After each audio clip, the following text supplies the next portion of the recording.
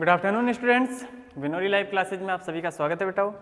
देखिए D and F लोग start कर दिया था हमने और लास्ट में कहा था 3D सीरीज के बारे में कंप्लीट कर लिया था ना, ठीक है। 4D, 5D and 6D series, ये तीनों की तीनों सीरीज आपको बना के लानी थी और इसमें बाकी की चीज़ें अब हम करवाएंगे, ठीक। तो एक बार मैं वापस से देखो सारी चीज़ें बना देता हूँ या फिर डायरेक्ट 4D से स्टार्ट करते बेटा। देखो ना, अब मैं बात करता हूँ 4D सीरीज की, ठीक है। 4D सीरीज एलिमेंट्स कौन कौन से आते हैं और इसमें क्या क्या चीज़ें बनानी थी आपको, उस चीज़ को रिवाइज कर लेते हैं एक बार।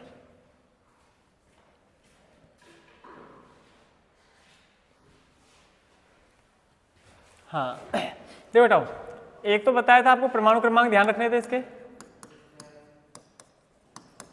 परमाणु क्रमांक के बाद में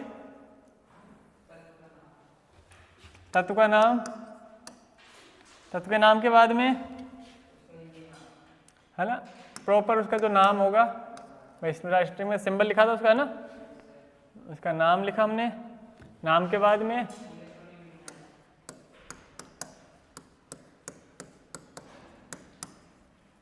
इलेक्ट्रॉनिक विन्यास, और इलेक्ट्रॉनिक विन्यास के सबसे लास्ट में फिर क्या लिखेंगे हम, ट्रिक के बारे में डिस्कस करेंगे, ठीक है।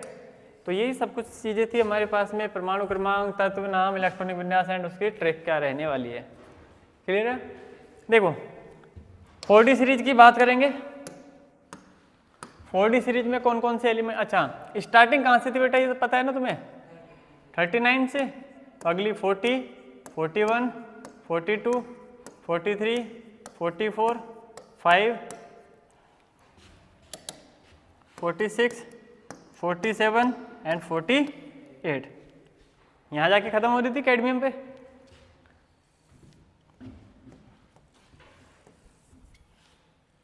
ठीक है भाई, यही थे ना, ओके। अब इसमें देखो 39 पे कौन सा एलिमेंट आएगा, एट्रियम।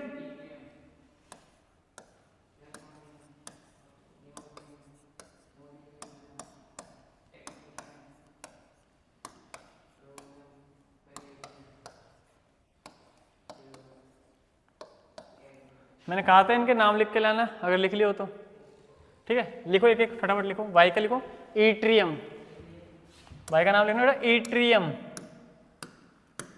ठीक है। अच्छा कई जगह ये से स्टार्ट होता है, कई जगह ई से होता है, वो देख लेना आप, कोई इशू नहीं है ना, आपको जैसे मिल जाए वैसे देख लेना ना।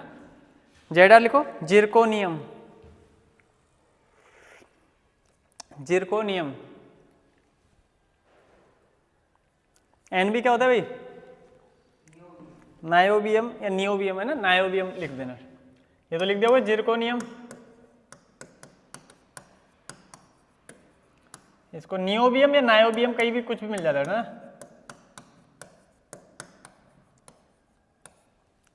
इसको बोलते हैं मोलिब्डेनम, मोलिब्डेनम, ठीक है।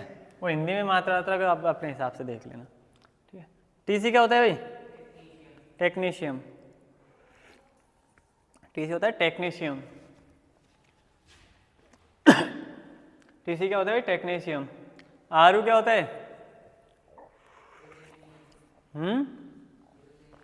आरयू क्या होता है भाई, रूथेनियम, रूथेनियम। आरयू क्या होता है, रूथेनियम है ना।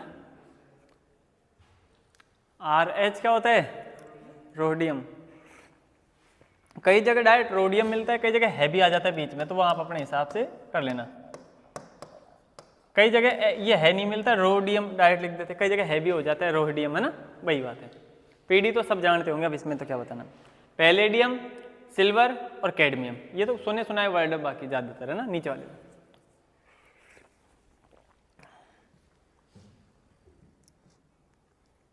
हो गया भाई। देखो बेटाओ, एक इलेक्ट्रॉनिक विन्यास की बात करें उससे पहले एक छोटी सी चीज बताता हूं आपको, सुनना ध्यान से। इलेक्ट्रॉनिक विन्यास की बात करें ना, तो इसमें क्या होता है, एक तो होती है हमारे पास में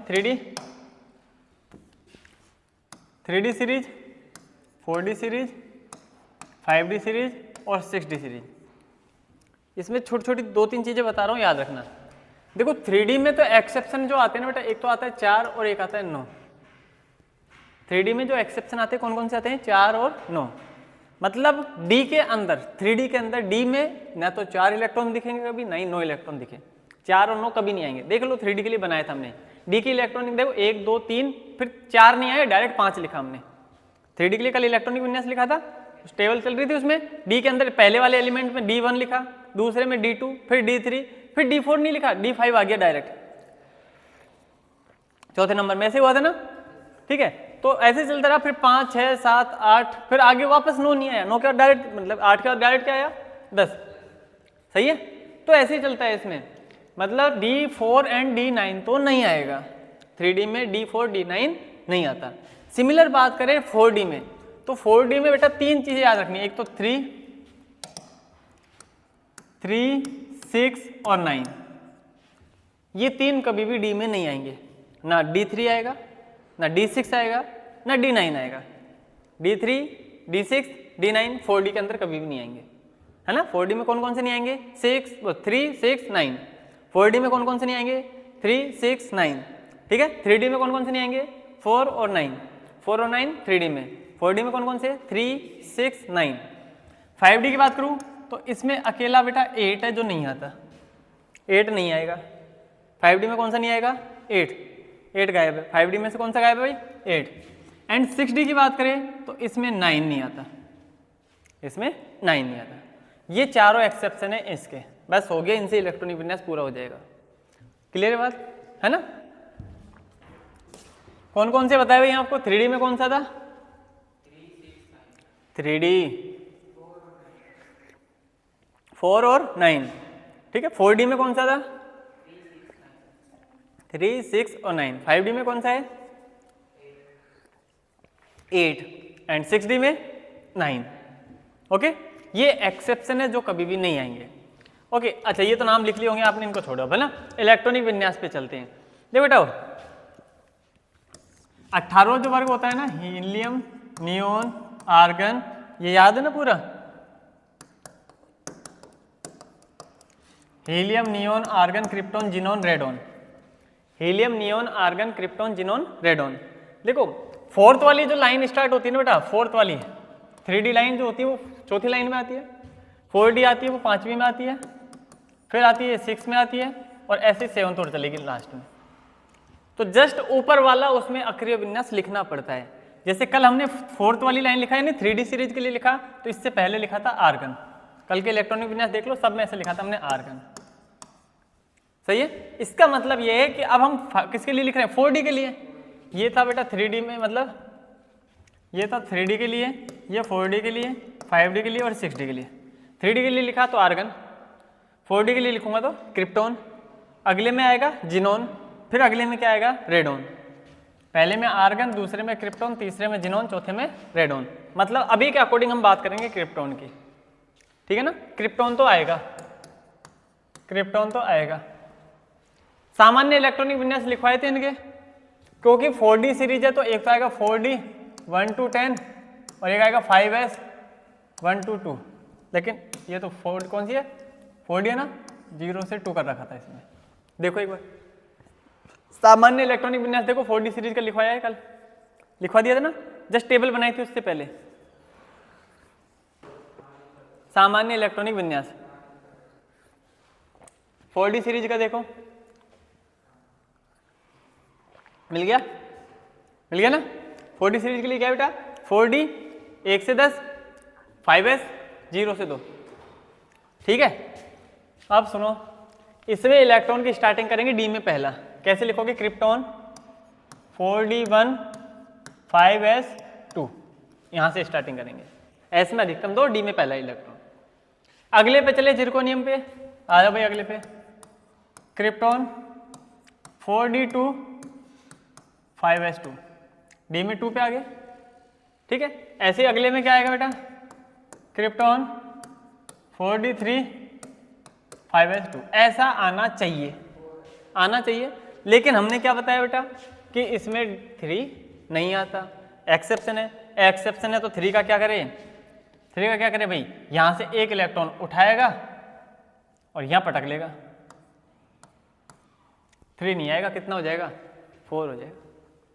समझ में आई बात? ये बात समझ में आ गई ना? 3 नहीं आएगा, डायरेक्ट कौन सा आएगा, 4 आएगा। 4 कैसे आएगा, एक इधर से उठाएगा तब। अगले में चलो भाई, नेक्स्ट वाले में क्रिप्टॉन। ध्यान देना, एस में मत पटकना, डी में भरना है। इलेक्ट्रॉन डी में एंटर करेगा, डी भर जाएगा तो एस में जाता है। 4d5, 4d5, ये अभी भी S1, अभी S1 ही रहेगा। अगले में 4d6, S1। अगले में 4d, अच्छा, यहाँ कुछ रह गया क्या? क्या क्या बताया अभी? 3 नहीं आ रहा, उसके बाद कौन सा नहीं आता भाई? उसके बाद में 6 भी नहीं आता है ना। 6 नहीं आएगा तो 6 को उड़ाओ। फिर 6 को कैसे उड़ाएंगे भाई? वैसे तो 6 होना चाहिए, वैसे तो क्या होना चाहिए, 6 होना चाहिए, लेकिन 6 तो नहीं आएगा। तो इलेक्ट्रॉन को क्या करूँ, यहाँ 7 कर दूँ कि इसको उठाऊंगा थोड़ी? ऐसा थोड़ी करेंगे, नहीं। क्या करना है बेटा इसमें तो अभी 5 ही रहने देंगे। समझ रहे हो? 6 नहीं कर रहा मैं, 6 कर देता तो यही चलता कंटिन्यू, लेकिन क्या कर रहा हूँ, 6 नहीं करेंगे, इसको 5 ही रहने दिया, इसमें कितना कर दिया वापस, 2। आ गया अगला इलेक्ट्रॉन। 5 और 1 6 थे, अब अगला किस में भरा, इसमें 6 नहीं करना, तो 5 और 2 रह गया। ठीक है, कितने हो गए वापस, 7 हो गए ना। अगले पे चलते हैं, फिर क्या करें, अब 6 नहीं आएगा, अब कितना कर देंगे, डायरेक्ट 7 कर देंगे। 6 हटाना है, 7 कैसे करेंगे 3d5 अब 7, ठीक है। तो इधर वापस क्या हो जाएगा, 4s1 भाई, S1 करेंगे जब तो इधर आएगा 7।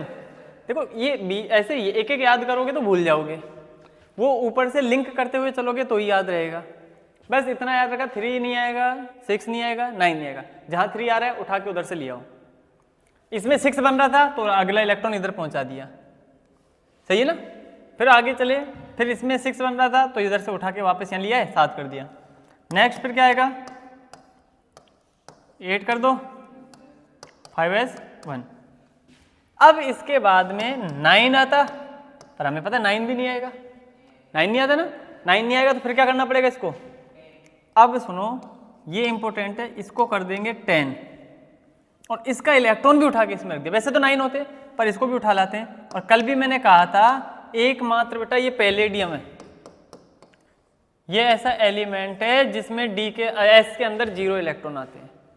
एस में 0 इलेक्ट्रॉन वाला एकमात्र पैलेडियम होता है, ठीक है। इसके अलावा और कोई सा नहीं है जिसमें 0 इलेक्ट्रॉन आएंगे।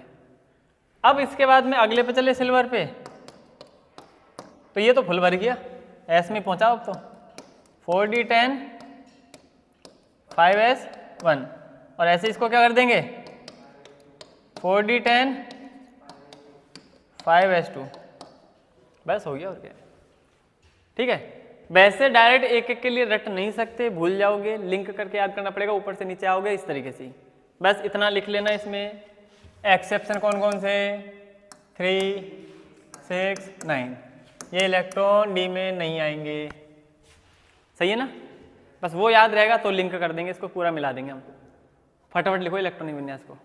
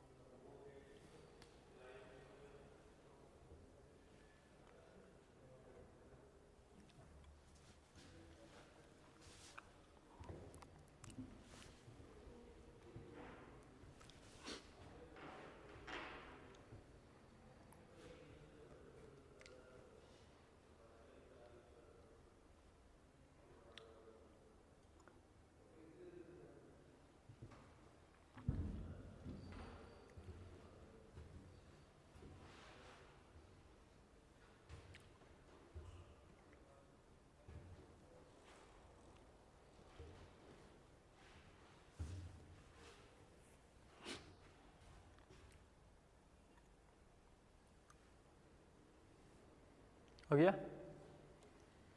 सही लिख लेना बेटा, इसको गलत मत लिखना ना।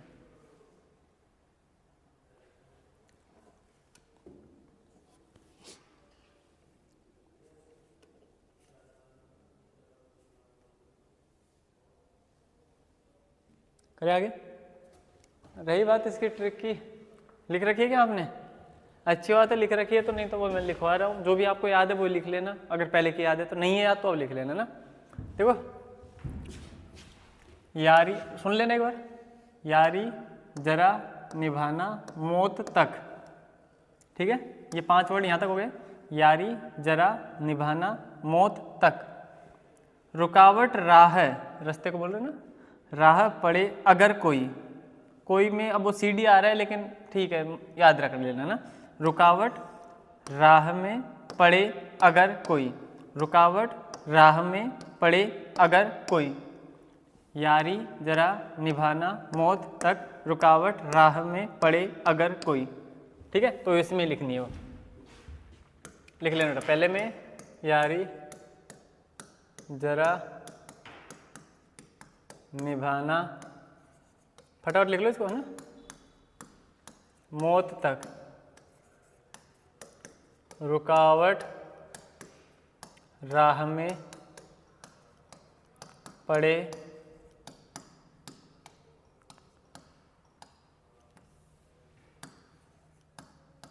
अगर कोई।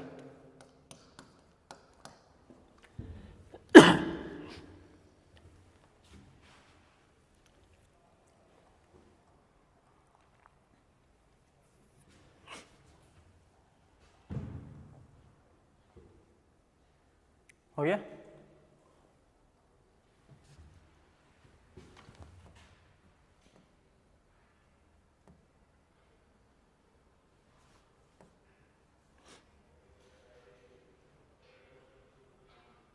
कॉपी नहीं होएगा क्या? चलो कोई बात नहीं, करे बेटा आगे। अब देखो सिमिलर वैसे की वैसे चलेगी, अगले में वही टेबल बना रखी होगी आपने। ये स्टार्टिंग कहाँ से होगी? ला से,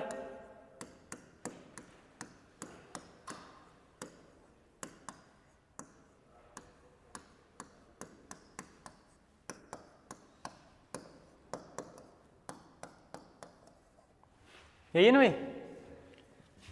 ठीक है, अब इसमें एक तो इनके नेम लिखने पहले, ये तो पता है आपको 57 पे आता है, उसके बाद में डायरेक्ट 72 पे आता है, फिर 73, 74, 75 और लास्ट कौन सा आ जाएगा? 80 मरकरी पे जाके एंड होता है। ये तो आपने लिख लिए होंगे ना। अब इनके नेम लिखते हैं, लिखो हटाओ, लेंथेनम, एल को लिखना लेंथेनम, जल्दी जल्दी लिखते चलो ना, लेंथेनम। HF क्या होता है भाई? हाफ नियम। HF क्या होता है? हाफ नियम। TA क्या होता है? टेंटेलम।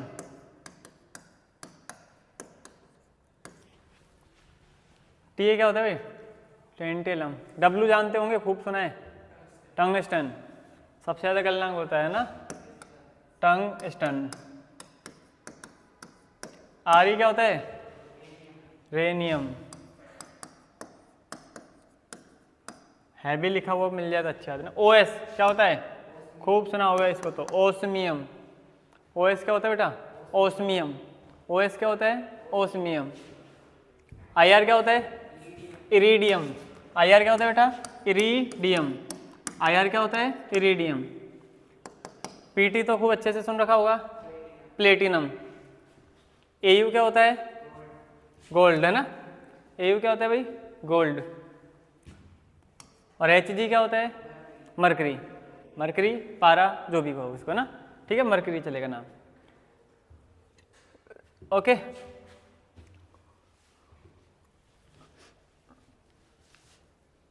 ठीक।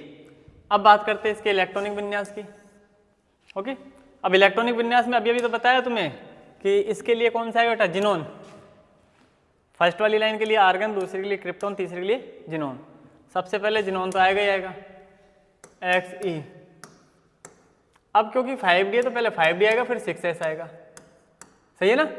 D में पहले 1 आएगा, S में 2 आएगा, ऐसे स्टार्टिंग करेंगे। अब इसमें तुम्हें बताया था 8th वाला नहीं आएगा, 5D में D8 नहीं आता, ठीक है, और ये बताया ना अभी D8 नहीं आएगा, तो 7 तक तो कंटिन्यू लिख दो, बिल्कुल कोई दिक्कत नहीं है। पहले में 5D1, दूसरे में 5D2, तीसरे में 5D3, और ऐसे कहाँ तक लिखना है बेटा? 7 तक। 8 ही तो नहीं आता, 7 तक का बिल्कुल पैटर्न सेम है, कुछ नहीं करना, कोई चेंज नहीं करना, बिल्कुल इजी है। सही है, फटाफट 7 तक कंप्लीट करो, फिर आगे बताता हूँ क्या करना है।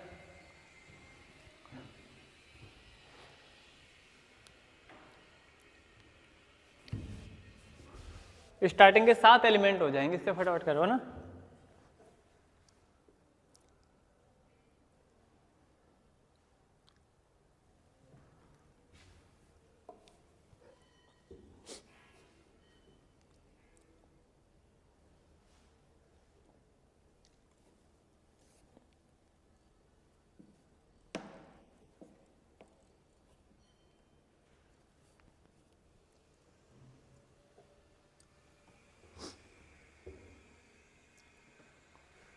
अब कौन सा नहीं आएगा लिख लेगा अंदर, लिखो भाई, लिखो जल्दी।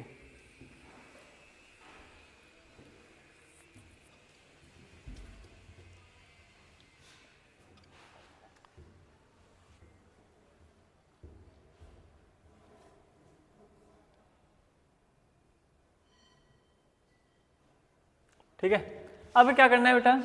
5D7 का 5D8 नहीं होता, कितना हो जाएगा डायरेक्ट? 9, 8 छोड़ना पड़ेगा। 8 छोड़ते इधर कितना हो जाएगा? 6S1 हो जाएगा। बाकी सेम चल ही रहा है, जिन्होंने ये इसे।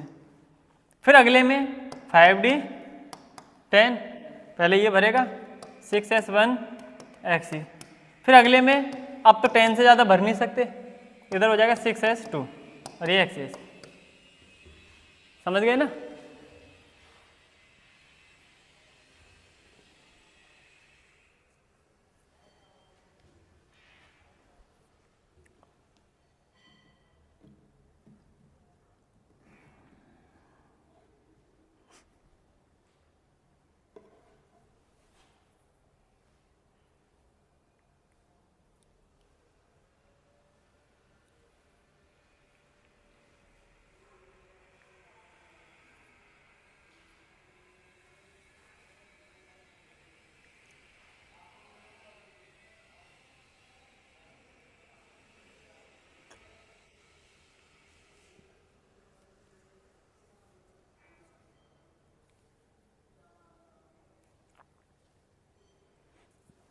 हो गया बेटा?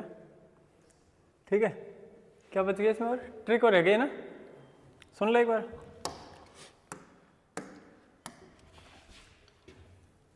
ला हफ्ता, हफ्ता आप समझते हो ना, खूब मूविंग देखो, हफ्ता वसूली वाला वही हफ्ता है ना। ला हफ्ता, ये दो हफ्ता वर्ड है जो दो मिलके बन रहे हैं ना। ला हफ्ता, वरना रे, धमकी दे रहे हैं ना। ला हफ्ता वरना रे, क्या करेंगे भाई?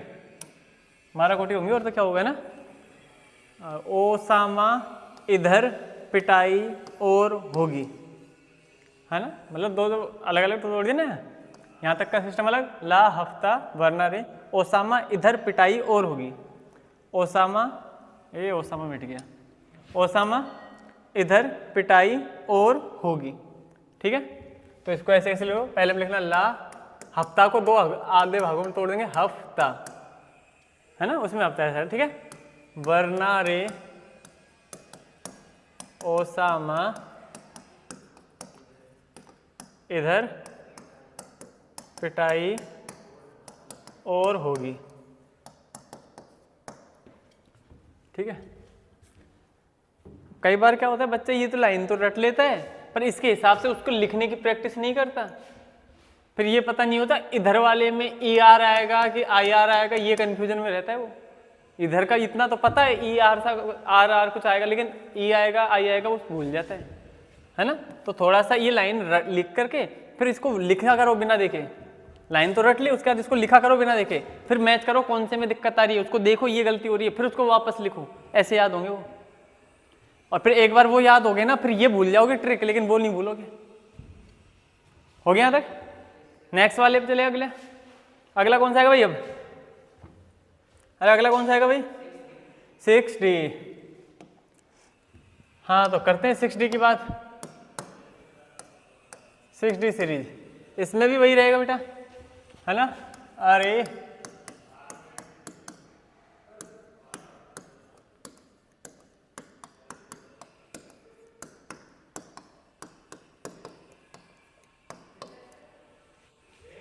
यही है, ठीक है बेटा। देखो पहले तो इनके नेम लिखेंगे, ये तो पता ही है आपको 89 पे आता है, उसके बाद में 104 हो जाएगा, 105 हो जाएगा, लास्ट में 112 तक पहुंच जाएंगे, ठीक है। नाम लिखो इनके। एसी क्या होता है? एक्टिनियम। एसी क्या होता है भाई? एक्टिनियम। ये ज़्यादातर इसमें क्या साइंटिस्टों के नाम ऐड कर रखे हैं। 100 के बाद में जो खोजे हुई थी ना, उसमें क्या किया था, जो साइंटिस्ट खोज कर रहा है उसके हिसाब से नाम रख दिए। बाद में उनके आपस में लड़ाइयाँ हुई, क्या होता, एक ही तत्व के लिए दो साइंटिस्ट लड़ रहे आपस में कि नहीं मैंने खोज करी, दूसरा बोल रहा है मैंने खोज करी, ठीक है। लास्ट में फिर ये किया कि ठीक है इसके लिए IUPAC तकनीक लाओ। फिर वो अनिल बाई ट्राई, ये पढ़ी होगी ना आपने, UUN UUB है ना, वो चीज़ें ट्राई कर दी फिर इस पर कि ठीक है ऐसा करो, मामला खत्म, तुम लड़ते रहो आपस में, 100 के बाद में हम अब IUPAC के हिसाब से चलेंगे, ठीक है। तो Anil by try penta hexa ऐसी चलती ना, वो सारी चीज़ें फिर बाद में लागू करी। हाँ तो AC के लिए क्या लिखा बेटा? एक्टिनियम।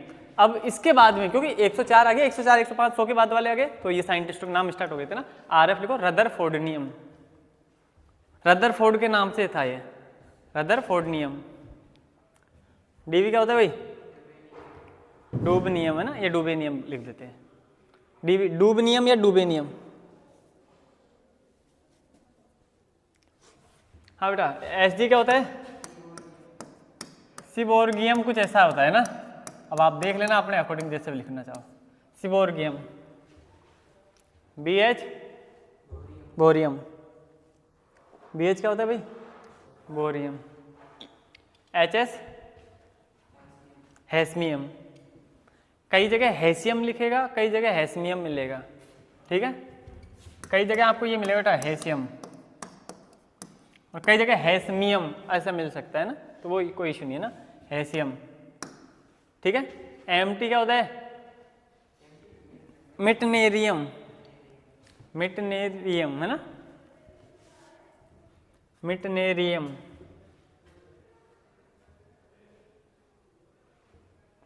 मिटनेरियम। MT क्या होता है भाई? मिटनेरियम। अब नाम है जो है बेटा ऐसे ही है ना। DS क्या होता है? DS, ये ऐसे बेटा है ना, S। हाँ डर्म स्टेडियम। स्टेडियम ध्यान रख लेना, कई जगह डर्म स्टेडियम मिल जाता है, एक ही मात्रा भी मिल जाती है, तो ठीक है। RG रोनजेनियम ऐसे बोलते हैं इसमें ना, कहीं अब मेरे को भी हिंदी लिखनी नहीं आती इसकी भी ना। रोनजेनियम कुछ ऐसे मिल जाता है, देख लेना आप, है ना। रोनजेनियम। जे भी मिल सकता है, टे भी मिल सकता है, वो देख। और लास्ट कौन सा बचा? CN कॉपरनीशियम। कॉपरनीशियम। कॉपरनीशियम। कॉपरनीशियम, ठीक है। अब किसका नंबर आएगा भाई? इलेक्ट्रॉनिक कॉन्फ़िगरेशन, इलेक्ट्रॉनिक विन्यास का। हम जानते हैं ऑलरेडी इलेक्ट्रॉनिक विन्यास के मामले में इसमें केवल D9, इसको छोड़ना है। कहने का मतलब 8 तक तो सेम आएगा, और लिखा किसको जाएगा वो भी देख लो आप, कौन सा आएगा बेटा अब लास्ट में? रेडोन, ठीक है। तो बहुत चीज़ें समझ में आ गई होगी। पहले रेडोन आएगा, फिर 6D आएगा जिसमें 1 होगा और 7S2 होगा। उम्मीद है बात समझ में आ रही होगी। अगले में फिर 6D2 हो जाएगा, और ऐसे करते करते कहाँ तक चलेंगे? 6D8 तक चलेंगे। 8 तक कोई दिक्कत नहीं है, 9 में जाके चेंजिंग होगी, फटाफट 8 तक लिखो। बस कुछ नहीं करना, D1 D2 D3 D4 वैसे ही है। थोड़ा सा 4D में थोड़ा दिक्कत करता है, उस 4D को अच्छे से देख लेना, बाकी 5D 6D में कोई दिक्कत नहीं है।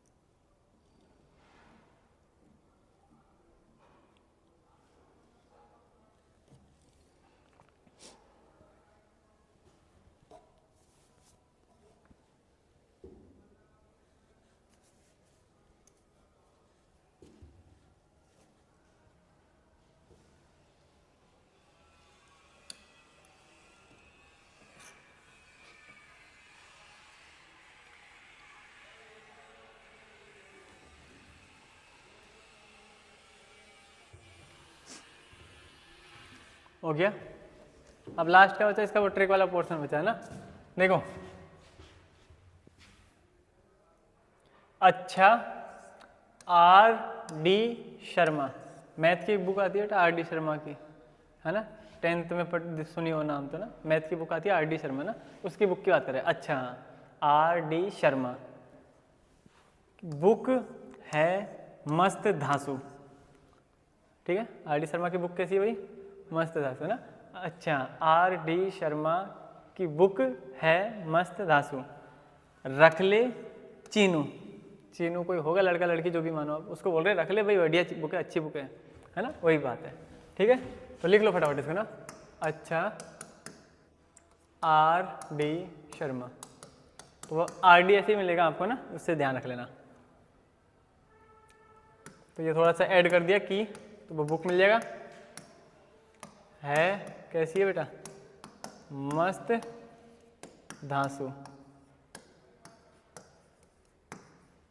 रख ले चीनू। अच्छा आर डी शर्मा की बुक है मस्त धांसू, वो की उसमें शर्मा के साथ में ऐड कर दिया ना, लाइन जोड़ने के लिए।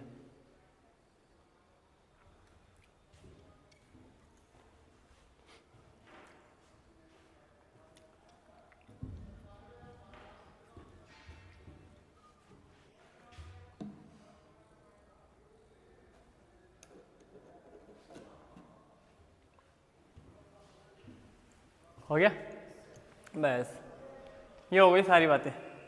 चारों ब्लॉक कर लिया अलग अलग, चारों में इलेक्ट्रॉनिक विन्यास देख लिए, उनके नाम देख लिए, उनके एटॉमिक नंबर भी देख लिए, परमाणु क्रमांक भी देख लिया ना। ठीक है, ये चीज़ें याद होनी चाहिए, एक एक एलिमेंट्स के नाम पता होने चाहिए। ठीक है, हालांकि 12th में इतना काम नहीं आएगा, 3D एंड 4D ज़्यादा काम में आएगी, फिर भी नाम सबके पता होने चाहिए हमें। ठीक है, आगे जाके ऐसा नहीं लगे कि सर ये पढ़ा नहीं, ये याद नहीं है, वो नहीं है, ऐसा कुछ सुना ही नहीं, देखा ही नहीं, ऐसा कुछ नहीं होना चाहिए ना। ठीक है, अब आगे बात करते हैं बेटा इसकी कुछ प्रॉपर्टीज के ना। तो हेडिंग डालो डी ब्लॉक तत्वों के गुणधर्म।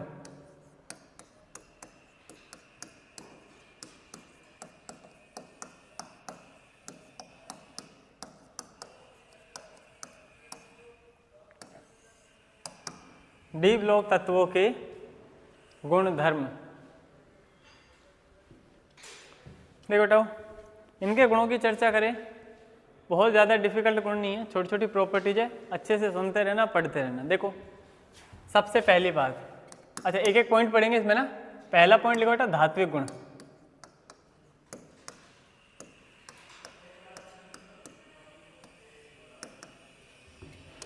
धात्विक गुण है ना, ठीक है। अब देखो बेटा धात्विक गुण में क्या होता है कि डी ब्लॉक जो होता है ना बेटा, एस ब्लॉक और पी ब्लॉक के बीच में आता है, सही है ना। इधर एस ब्लॉक है, इधर पी ब्लॉक है और डी ब्लॉक यहाँ आता है। ओके, अब क्या कह रहा हूँ मैं, इधर सुनना ध्यान से। डी ब्लॉक जो है वो एस ब्लॉक और पी ब्लॉक के बीच में आता है। ये बात आप जानते बेटा कि जिसके पास में इलेक्ट्रॉन को त्यागने की क्षमता जितनी आसानी से निकाल पाए, इलेक्ट्रॉन को त्यागने की क्षमता जितनी ज़्यादा हो, उसमें धात्विक गुण उतना ही ज़्यादा होगा। नॉर्मल धातु देखो कैसे परिभाषित करते हैं कि जिसमें से इलेक्ट्रॉन आसानी से निकल जाए, जिसमें इलेक्ट्रॉन के त्यागने की क्षमता हो, धातुओं में आती है ना। और जो इलेक्ट्रॉन को ग्रहण करने की क्षमता रखते हैं वो अधातु कहलाते हैं। इलेक्ट्रॉन अगर त्यागने की क्षमता रखने वाले जो भी एलिमेंट्स है वो धातु के अंतर्गत काउंट हो जाते हैं। बाकी तो चालकता वालकता वो चीज़ें तो खैर सारी प्रॉपर्टीज है ही उसकी। बेसिक प्रॉपर्टी इलेक्ट्रॉन से स्टार्ट होती है। इलेक्ट्रॉन आसानी से त्यागेगा धातु, इलेक्ट्रॉन ग्रहण करेगा अधातु। ठीक है, अब क्या होता है बेटा इनमें बात करें तो जैसे जैसे हम ना एस ब्लॉक से पी ब्लॉक की तरफ जाते हैं, ये पोर्शन है इसका है ना लेफ्ट साइड का और ये पोर्शन है इसका राइट साइड का। आवर्त सारणी में लेफ्ट से राइट जाते हैं है ना, बाएं से दाईं ओर, तब क्या होता है आकार में कमी आती है। आकार में क्या आती है भाई, कमी आती है। कहने का मतलब पहला एलिमेंट सबसे बड़ा है, फिर अगले पे जाएंगे छोटा, उससे छोटा, उससे छोटा, उससे छोटा चलता जाएगा, लास्ट में सबसे छोटा आता है। ठीक है, आवर्त सारणी में बाएं से दाएं जाने पर एक ही लाइन में से आकार में क्या होती है, कमी आती है। आकार में लेफ्ट से राइट चलूंगा आवर्त सारणी में तो क्या होगी, कमी आएगी। ठीक है, मतलब ऐसा कह सकता हूं मैं स्टार्टिंग का आकार सबसे बड़ा और लास्ट का आकार सबसे छोटा। ठीक है। अब एक छोटा सा प्रश्न आपके लिए कि मान लो इनके आकारों की बात पता चल गई, ये इलेक्ट्रॉन है, यहाँ भी इलेक्ट्रॉन है, इन दोनों में से बताओ ज़्यादा आकर्षण बल कौन से वाले पे रहेगा? नाभिक का ही रहता है आकर्षण बल। नाभिक इस इलेक्ट्रॉन को आसानी से खींचेगा कि इधर वाले इलेक्ट्रॉन को आसानी से आकर्षित करेगा? छोटे वाले में। जो जितना पास होगा उसको आकर्षित करने की क्षमता उतनी ज़्यादा होगी। तो आसानी से इलेक्ट्रॉन कौन सा त्यागेगा? छोटा परमाणु या बड़ा परमाणु? बड़े परमाणु आसानी से त्याग देगा। क्यों? क्योंकि इसका आकर्षण बल थोड़ा कम लग रहा है, इससे दूर जाएगा। भाई क्लास में मान लो मैं यहाँ पढ़ा रहा हूँ और ये लाइन लग रही है इधर, जो स्टार्टिंग में बच्चा होगा उस पर मेरा इफेक्ट ज़्यादा रहेगा थोड़ा सा। रीजन में उसको लगातार देख भी रहा हूँ, मेरा ध्यान भी जाएगा, वो उसी हिसाब से हरकतें करेगा। एक पीछे ही पीछे बैठा है, उसको पता है टीचर का इतना इफेक्ट नहीं लग रहा, वहाँ तक पहुँच रहा नहीं मेरा इफेक्ट इतना, सही है। वो आराम से अपनी मस्ती में पढ़ाई कर रहा है तो कर रहा है, नहीं कर रहा तो नहीं कर रहा, उसको कुछ और काम आ गया जरूरी इंपॉर्टेंट है ना। ये तो भाई सेकेंडरी काम है पढ़ाई, तो इससे भी प्राइमरी कोई काम हो सकता है, वो कर रहा हो सकता है, ठीक है। तो वो काम कर रहा हो, ऐसे कहने का मतलब ये नाभिक का इफेक्ट क्या ज़्यादा लगेगा? जितना पास होगा। तो आकार छोटा, आकर्षण ज़्यादा, ये इलेक्ट्रॉन आसानी से त्यागेगा नहीं, ये इलेक्ट्रॉन आसानी से त्याग देगा। मतलब समझ में आ रहा है? एस ब्लॉक के तत्व इलेक्ट्रॉन त्यागेंगे, पी ब्लॉक के नहीं त्यागेंगे, यही है। इसीलिए एस ब्लॉक में क्या होती है? धातु, और पी ब्लॉक में इधर की तरफ जाते हैं ना, इधर क्या मिल जाती है हमको? अधातु। सीधी बात है, बाईं से दाईं ओर जाते हैं ना तो धातु के गुण कम होते जाते हैं धीरे धीरे। धातु के गुण कम क्यों होते हैं? क्योंकि आकार कम होता है, समझ गए, ठीक है। तो डी ब्लॉक की बात करें, डी ब्लॉक के धातु के गुण है ना एस ब्लॉक से तो कम, सही है, और पी ब्लॉक से ज्यादा।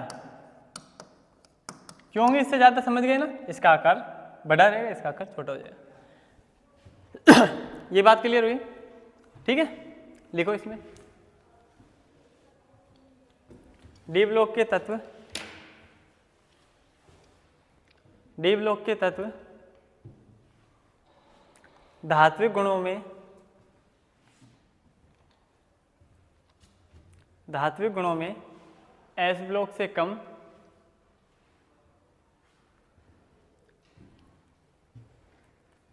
तथा पी ब्लॉक से अधिक होते हैं। एस ब्लॉक से कम तथा पी ब्लॉक से अधिक होते हैं।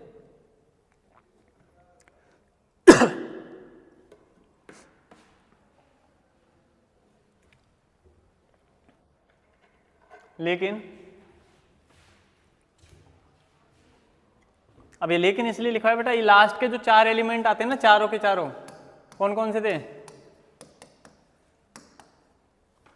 है क्या याद? पहली लाइन 3D लाइन में लास्ट का जिंक, दूसरी लाइन का लास्ट का कैडमियम, तीसरी लाइन का लास्ट का मरकरी एंड फोर्थ का कोपरनीशियम। इन चारों में क्या होता है बेटा? डी भरा हुआ होता है, पूरा फुलफिल डी भरा है, इसको मतलब नहीं है इलेक्ट्रॉन क्यों त्यागेगा? ये पूरा भरा हुआ है, बहुत स्टेबल है, स्थायी होता है। पूर्ण भरा हुआ है तो स्थायी है, स्थायी है तो इलेक्ट्रॉन जाने नहीं देगा, इलेक्ट्रॉन त्यागेगा नहीं, तो धात्विक गुण अपने आप कम हो जाता है। इसलिए ये जो चारों है ना लास्ट वाले, इनके धात्विक गुण अन्य की तुलना में कम रहते हैं, है ना। तो क्या लिखा तुमने लास्ट में? क्या लिखा? हाँ, एस से कम और पी से अधिक होते हैं, बस यहाँ और कुछ नहीं लिखा। अच्छा, लेकिन अब चारों लिखो, जिंक, कैडमियम, मरकरी तथा कोपरनीशियम। जिंक, कैडमियम, मरकरी तथा कोपरनीशियम अन्य संक्रमण तत्वों की तुलना में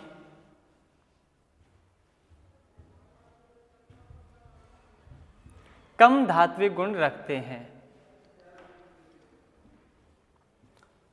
कम धात्विक गुण रखते हैं क्योंकि क्यों रखते हैं भाई? कम बताओ। क्योंकि इनका इलेक्ट्रॉनिक विन्यास कैसा होता है? D10, है ना। क्योंकि इनमें पूर्ण इलेक्ट्रॉनिक विन्यास पाया जाता है, क्योंकि इनमें पूर्ण इलेक्ट्रॉनिक विन्यास पाया जाता है।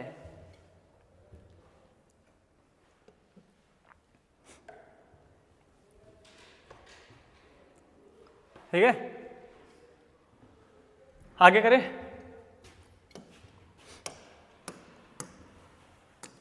पहला पॉइंट हो गया कंप्लीट। दूसरे नंबर लिखो, परमाणुीय आकार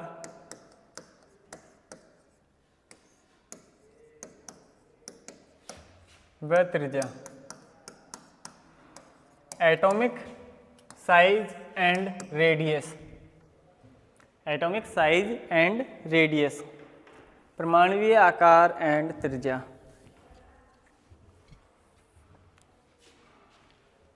समझना बेटा इस चीज को। बेसिकली तो हमें 3D सीरीज के लिए डिटेल से पढ़नी है ना, लेकिन उससे पहले ये परमाणुीय आकार त्रिज्या का थोड़ा सा कॉन्सेप्ट समझते हैं, किस हिसाब से चेंज होती है, कम होती है, ज़्यादा होती है ना। देखो बताओ, परमाणुीय आकार जो होता है ना वो दो चीज़ों पर, देखो आकार कम है तो त्रिज्या कम होगी, आकार बड़ा है तो त्रिज्या ज़्यादा होगी, तो ये तो एक ही चीज़ हो गई, यूँ मान लो। एक ही चीज़ का मतलब क्या सेंस है, किसी की त्रिज्या छोटी है तो उसका आकार भी कम रहा होगा, है ना। तो ये लिंक कर गई, मैं जो त्रिज्या के लिए बताऊंगा वही आकार के लिए बता रहा हूँ, वही चीज़ होगी, इसलिए साथ साथ लिख दिया इसको ना। ठीक, अब इसको समझना, देखो दो चीज़ों पे डिपेंड करता है बेटा। एक होता है नाभिकीय आवेश,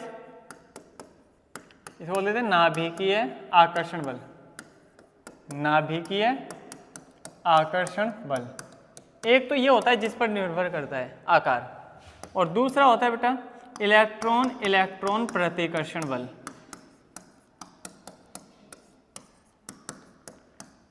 किसी भी परमाणु का जो आकार होता है दो चीज़ों पर निर्भर करता है, एक नाभिकीय आकर्षण बल और दूसरा है इलेक्ट्रॉन इलेक्ट्रॉन प्रतिकर्षण बल। बोले ये होते क्या है, पहले उसको समझ लेते हैं, उसके बाद में बाकी की चर्चा करेंगे। देखो इसके लिए आप 3D सीरीज से स्टार्टिंग करते हैं। Scandium, titanium, vanadium, chromium, manganese, iron, cobalt, nickel, copper and zinc, ये रहेंगे। अगर मैं इसका इलेक्ट्रॉनिक विन्यास देखूं तो इसमें बेटा कितना आता है electron, D1 S2, D2 S2, D3 S2, D5 S1, D5 S2, D6 S2, D7 S2, D8 S2, D9 की जगह 10 हो जाएगा S1 एंड D10 S2, यही पढ़ा था हमने। ठीक है, अब इसमें इसलिए बता रहा हूँ बेटा ये डिटेल से, क्योंकि इसका आकार जो होता है ना वो लगातार एक जैसा नहीं होता, यहाँ तक का मैटर अलग चलता है, इसके बाद इसमें कुछ अलग चलता है और ये लास्ट वाले में कुछ अलग चीज़ें चलती हैं। ठीक है, तो कैसे कैसे चेंजिंग आती है, क्यों चेंजिंग आती है, वो सब चीज़ें यहाँ से समझ में आएगी। नाभिकीय आकर्षण बल क्या होता है बेटा, कि नाभिक है, इस नाभिक में प्रोटॉन होते हैं और ये बाहर इलेक्ट्रॉन है। जितने प्रोटॉन होंगे उतना इसका आकर्षण बल धनावेश ज़्यादा होगा।